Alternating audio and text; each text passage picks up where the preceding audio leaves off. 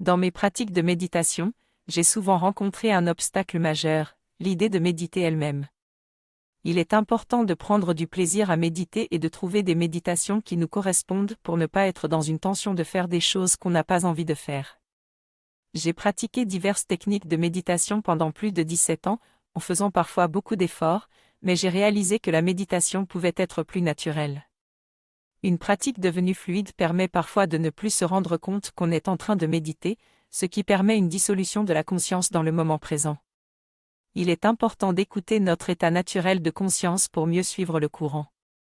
Les plus grandes expériences de vie n'ont pas toujours lieu en méditation, mais peuvent survenir après, pendant la sieste ou la vaisselle par exemple, lorsque je ne me rends plus compte que je suis en train de faire quelque chose.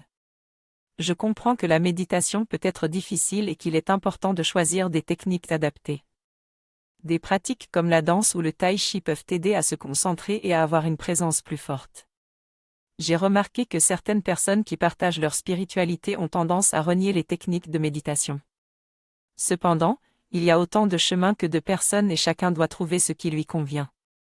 Pour moi, les pratiques sont nécessaires pour avancer et partager mon expérience. Mon propre chemin a été lié à des pratiques énergétiques, mais chacun peut trouver ce qui lui convient.